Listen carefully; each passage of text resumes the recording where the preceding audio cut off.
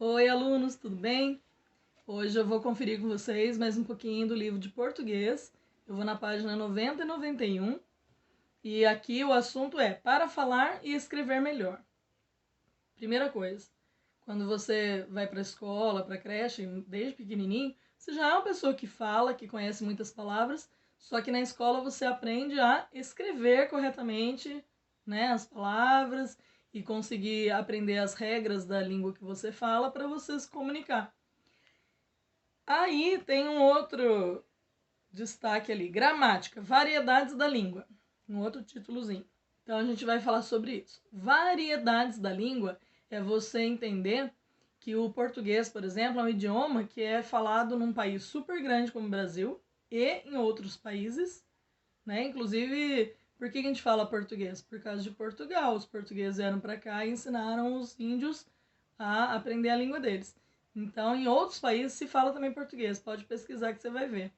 E aí, se dentro do Brasil já existe uma diferença grande, se eu pegar uma pessoa de um estado e colocar para conversar com uma pessoa de outro estado, sotaque é diferente, palavras que têm significados que às vezes a gente não entende, dependendo do lugar que a gente mora e vai para outro lugar.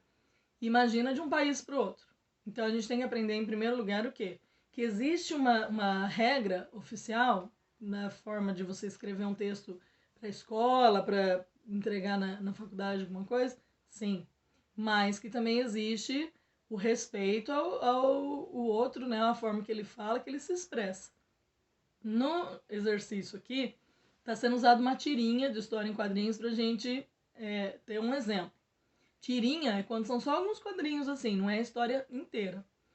E eu acho que fica muito legal esse exemplo aqui, por quê? Porque eles estão usando o personagem do Chico Bento. Chico Bento eu amo de paixão, é um personagem assim, muito bem feito pelo Maurício de Souza e que desperta justamente esse pensamento nas pessoas. Nossa, mas ele fala assim, ele tá falando errado, nossa, ele é caipira. E isso, quando você fala assim, você está sendo preconceituoso, você não está entendendo que ele mora na zona rural e que ele tem uma linguagem diferente apenas. Ele pode muito bem aprender a linguagem formal e ele, na hora de escrever, sim, tem que obedecer às regras, mas que a gente tem que respeitar, né?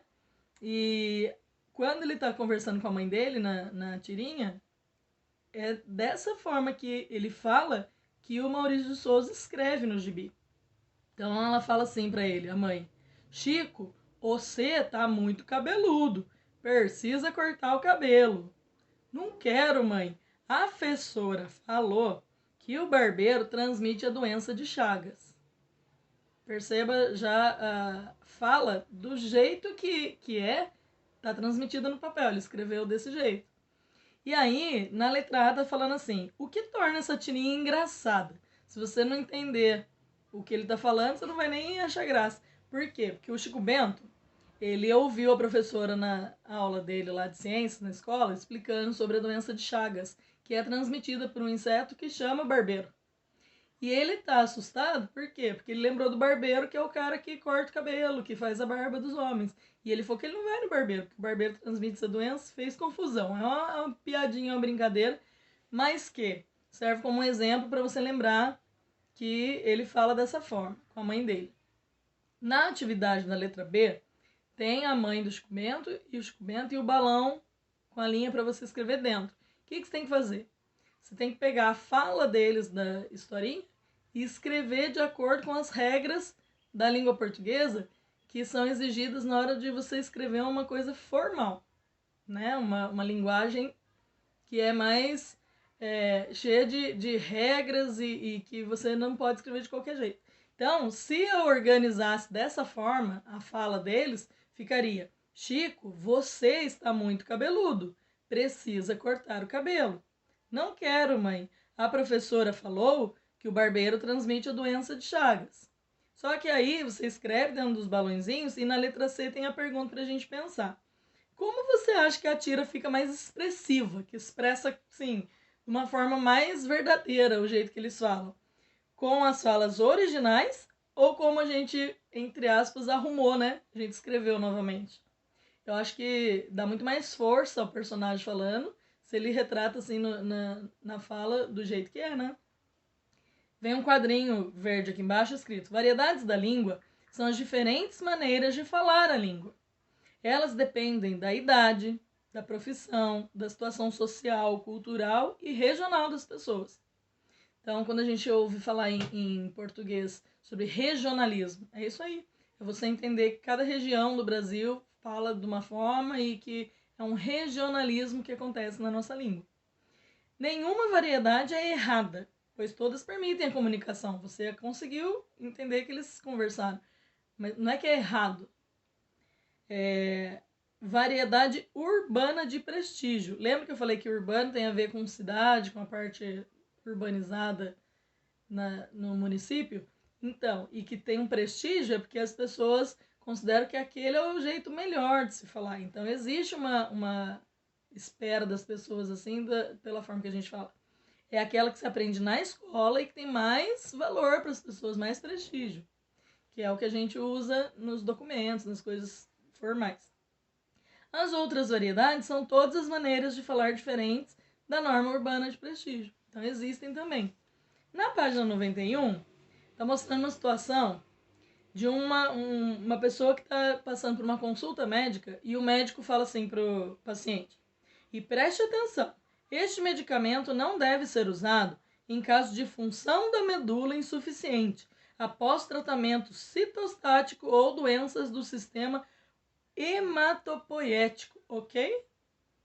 Pensa, você ir no médico ele fala isso para você. Letra A. Na sua opinião, o paciente compreendeu a explicação do médico? Provavelmente não. Por quê? Porque a linguagem que o médico usou foi uma linguagem com termos médicos, termos técnicos, e que não é todo mundo que sabe. Então, por exemplo, eu sou uma professora, eu não sou obrigada a conhecer todos os termos que um médico, um engenheiro conhece. Cada profissão a gente se especializa de uma forma. A letra B está falando assim: a linguagem usada pelo médico está errada. Errada não. Agora explique. É uma linguagem correta, existe essa forma de falar a língua portuguesa, mas foi usado numa situação inadequada, não foi adequado, porque o paciente precisa que seja uma explicação do médico bem clara, bem simples, para ele poder entender o que ele está tendo, que remédio que ele tem que tomar, como deve ser o tratamento. A gente tem o direito de ir ao médico e, se não entender alguma coisa, perguntar. No quadrinho embaixo, está falando também que outra coisa que existe num idioma são as gírias. As gírias são palavras e expressões da linguagem informal, usadas e compreendidas por determinados grupos sociais. Então, por exemplo, você vai fazer uma prova, um texto na escola ou um documento para o seu chefe no trabalho, você não pode colocar gíria no meio. Existem coisas que são regras que a gente não coloca. Agora, quando você está batendo papo com seu amigo, aí tem um exemplo aqui de um diálogo. E aí, cara, vamos dar um rolê? Pô, mano, demorou. O que tá rolando? Uma balada da hora na casa da Beatriz. É mesmo? Tô dentro. Hoje em dia tem tanta gente que fala desse jeito. Tem hora que as pessoas que são mais velhas ficam até perdidas, que não conseguem acompanhar as gírias novas que vão surgindo, né? Principalmente entre os jovens, adolescentes. E aqui tá falando o seguinte: você conhece as gírias que estão destacadas nesse texto? Então, por exemplo, se eu falo pra você: e aí, cara? Como se fosse: e aí, amigo? E aí, colega? Vamos dar um rolê? Dar um rolê é o quê? Passear, dar uma volta, vamos sair? Pô, mano, demorou. Quando eu falo demorou, tipo, só se for agora, eu topo, né? E o que é uma balada? É uma festa. Da hora, porque é legal, né? Porque é uma coisa divertida. Quando eu falo pra você assim: eu tô dentro, é porque eu concordei de participar daquele programa que você tá me convidando. Então, tem uma pergunta aqui na número 4, que é: você usa gírias? E quais? Então, gíria é uma coisa muito comum entre os adolescentes, entre algumas crianças, mas que fica só na fala. Na escrita, em textos formais na escola, você não pode usar gírias. Tem a regra também de você não usar a mesma linguagem, por exemplo, que você se comunica na internet, no celular. Aquelas formas que a gente abrevia, né? Tipo, você, eu coloco o V e o C. É uma risada, eu ponho kkk. Não se usa isso num texto na escola, no seu trabalho. Mas no dia a dia, quando você está com um amigo, uma coisa informal, batendo papo, falando ou mandando uma mensagem informal, aí é aceitável. Então você tem que entender que variedade linguística, né, uma variedade na forma de falar, não é um erro, mas que precisa ser usado de acordo com a situação certa. Então, quando você está conversando com uma pessoa e você percebe que ela usa de uma variedade assim, você jamais pode fazer uma piada em relação a isso. Você receber uma pessoa que veio de outro estado, de outra cidade, usando um termo, uma palavra que você não conhece, e você fazer uma gracinha em cima disso. Você tem que respeitar. Agora, você pode aprender coisas novas e enriquecer seu vocabulário, não se esquecendo de que tem momento certo para usar cada tipo de linguagem. Então, eu acho assim, que é muito fácil assim, de entender isso, mas que é muito importante e tem gente que não respeita.